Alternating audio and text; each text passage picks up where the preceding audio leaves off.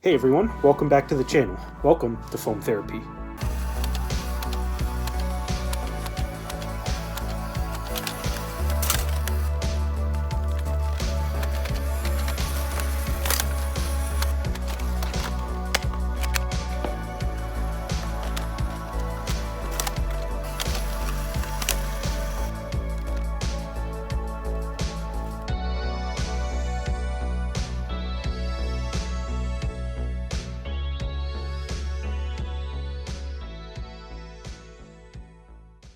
So the structure of this foam therapy is going to be a little different. I feel like I change up the structure of the foam therapy like every single episode so far. But just let me know what you think about this episode, and yeah, I'll definitely appreciate the feedback. And if you have any questions or comments you want to get featured in a foam therapy, leave them down in the comment section down below, and I'll try to respond to them either in the comment section or in a video. So without further ado, let's get started.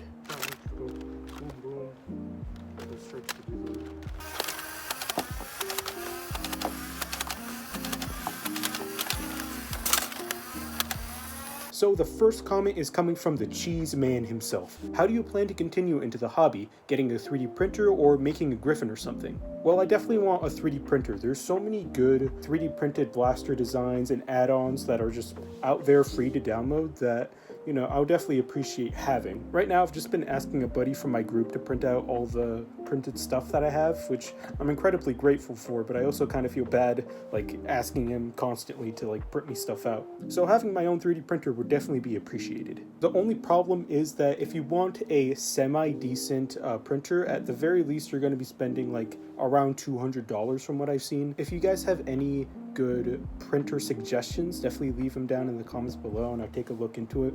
I'd appreciate it.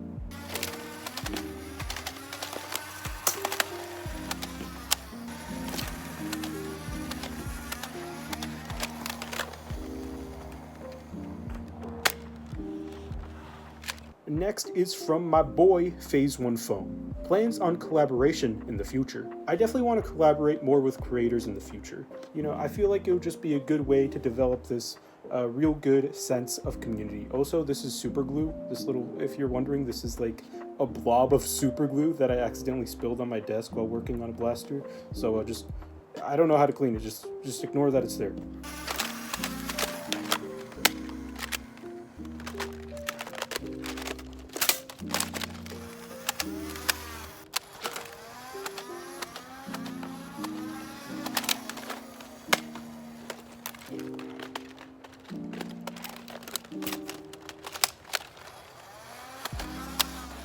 Next up is from Zeal00. PSA to all the designers out there. Flare your magwells. I definitely agree with this statement. This magwell sucks. How? Actually, how? This magwell sucks, dude.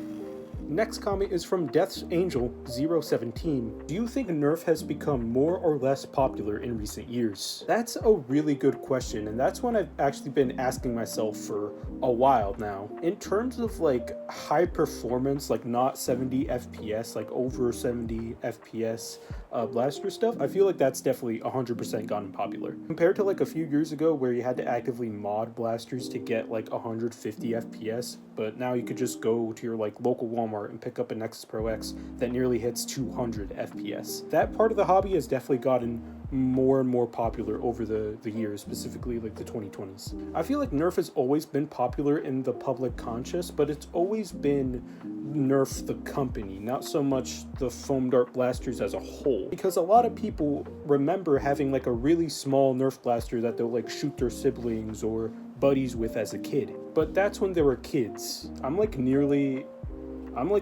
an adult now, so I can't say whether kids nowadays are interested in Nerf stuff, stock Nerf stuff, and maybe even the higher FPS Nerf stuff. That's hard for me to say. But I feel like Nerf will always be somewhat popular because everybody knows what a Nerf blaster is, even if it isn't technically a Nerf blaster. At the very least, that's how I think about it.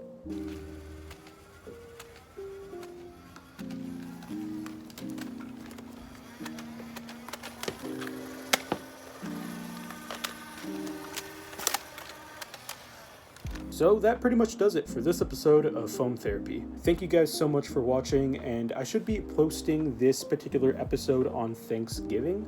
So if you celebrate Thanksgiving, have a happy Thanksgiving. If you don't celebrate Thanksgiving, I hope you just have a wonderful day. Please consider liking and subscribing if you enjoyed the video, and yeah, that's pretty much it. See ya.